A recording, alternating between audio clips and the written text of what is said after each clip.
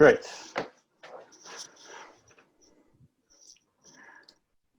Okay, so, a short tale of two medals issued in Sweden before the First World War. On this first slide, we see a medal which doesn't look very much. It shows signs of hasty design and production, doesn't even state clearly who issued it or why. But behind its creation lies a story of war and peace, kings and statesmen, socialism and tradition. SPF stands for Svenska Pansarbåtsföreningen, the Swedish Warship Association. This medal was struck between 1912 and 1915 in the same iron used to construct the warship HMS Sverige, and was given to members of the organisation who had contributed financially to the warship's construction. To understand why this organisation existed at all, and the medal's propaganda value, we need to turn the clock back to 1911. In that year, the Liberal government under Prime Minister Karl Staaff decided to cancel the construction of a warship and instead use the money for civilian purposes. And the government was supported in this by the new workers' movement in the form of the Social Democrats. This decision was opposed by the right wing, by traditionalists, by people who feared Russian aggression, and by the king, Gustav V. In the absence of state funding for the warship, its proponents vowed to raise the money themselves in a kind of crowdfunding and founded Svenska Pansarbåtsföreningen for this purpose. And they were immensely successful in raising this money. Only 100 days after the foundation of the association, they had amassed 15 million kronor, and the cost of a warship was estimated at 11 million. The money was presented to the king, and construction of the ship went ahead in the form of HMS Sverige. And here we see two views of the ship. The one on the right is the real thing, it's a photograph. The one on the left is an artist's impression of how it would look before it was built. But the political turmoil behind this unorthodox method of raising money for military projects continued.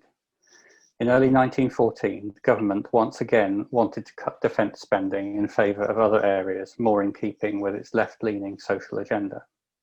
Once again, support for increased military spending came predominantly from the king, from the aristocracy and rural landowners, while support for social spending came from the urban workers. The landowners' activities culminated in Bondetorget, or the Farmers' March. And by farmers here, I don't mean small, poor tenant farmers, I mean rural landowners. And the farmers from across rural Sweden marched with banners to Stockholm to present to the king a petition against government policy, which he received on 6th of February 1914. And here's a picture of the procession as it arrives in Stockholm.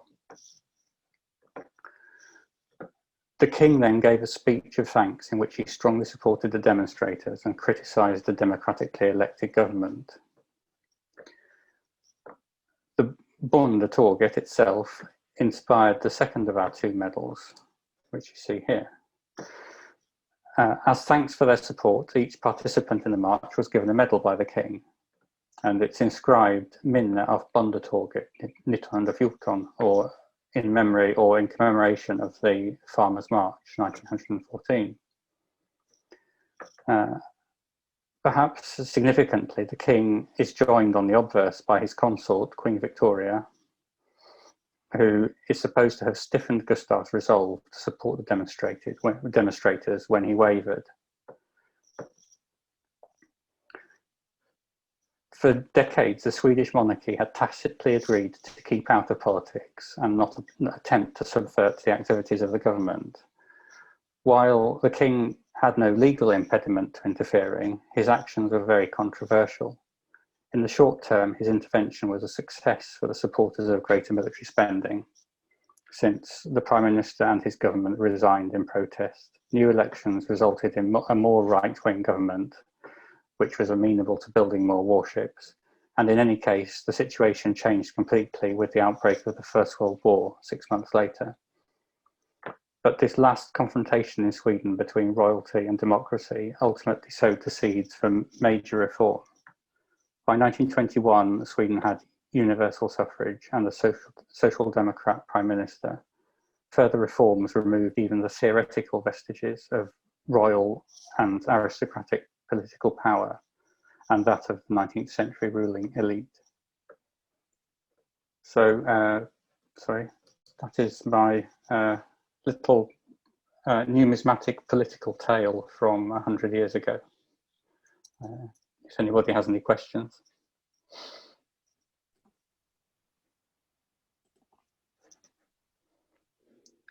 I don't see any questions appearing on the screen yet, but just to give everybody time to think about those questions. My question is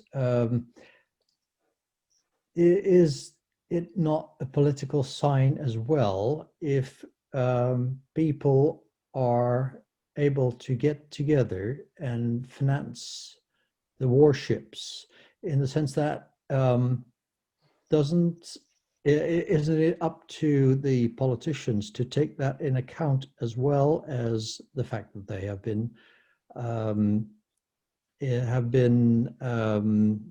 elected in democratic elections?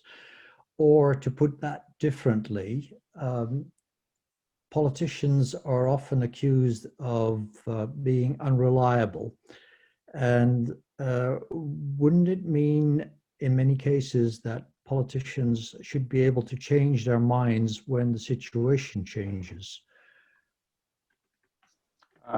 Absolutely. I'm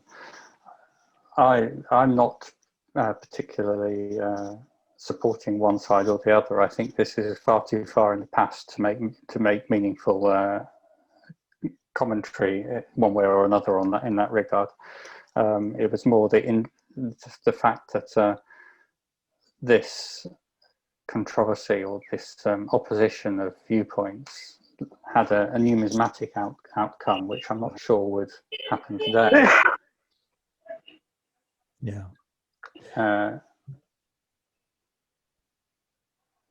We have two questions coming in. First from Christian, who says, is the motto on the second piece a royal motto, the Medfolket motto? Medfolket för Fosterlandet, yes. That each king tends to take a motto, and Gustav V's motto was Medfolket för Fosterlandet, which is with the people for the fatherland. The current king's motto is För Sverige I tiden, for Sweden through time. And these mottos often appear on the coins of the relevant monarch. On the other side, it says Konung Gustav V, Drottning Victoria. So it's just King Gustav V and Queen Victoria. So that would signify that he's really personally involved with this action, which is probably what the politicians didn't like very much. Yes, this medal, as opposed to the first, was explicitly produced by command of the king and given out on his behalf. So it was definitely with his approval and his instruction that medal exists. Which seamlessly brings me to Patrick Passman's question, who made those tokens? And he's referring both to the engraver and to the workshop. I'm afraid I have no idea on either count. The first token, the cruder, simpler one, is made out of actual battleship iron. It's iron left over from the process of building Swedish battleships at the time. I think we can we can actually boil Patrick's question down to were they made in the official Swedish mint or not? And if you tell me that the iron came from warships, then one suspects that there's an official source involved here somewhere. Source of metal, I'm sure, but where they were produced by the Royal Mint, I don't know. It could well be that certainly the second medal could have been produced by an organisation such as Sporrong, responsible for the majority of Swedish tokens at the time, and also for medals and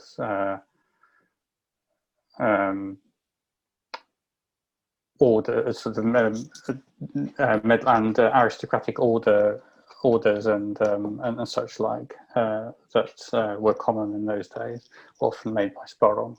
So there's no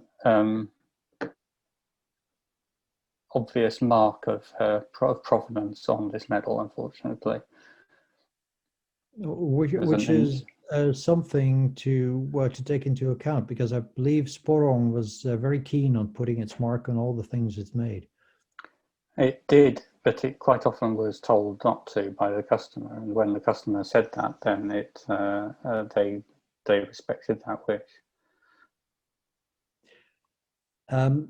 Muhammad Shariful Islam says, how many are they in number? Is there any record of the number struck? Not that I'm aware of. The target token is common in my experience. It turns up in bulk lots all the time. The iron token, less so.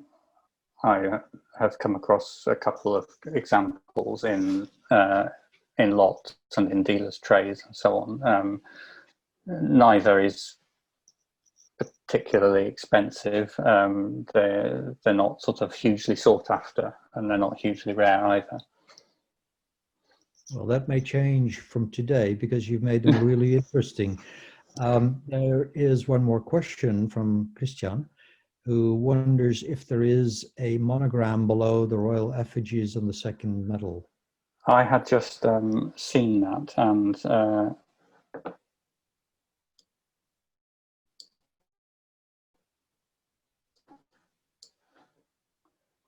appears to be AM, if I'm reading that correctly, which I suspect is the engraver's initials rather than the name of the company that actually struck them.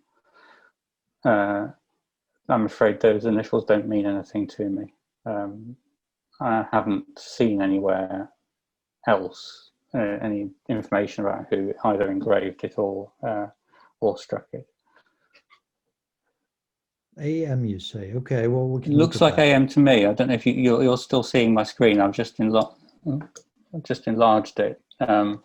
Yep. If anybody else thinks it's something else, it looks like AM to me. But I haven't actually got the token in front of me in real life at the moment. So. All right. Prashant, who knows about warships, says because of high quality metal used in making warships, it is sought after ships are decommissioned and broken down. There are some more comments, and I'm sure you can see them in the chat box. I need to stop sharing in order to see the comments. Right. And now But I think we ought to be continuing.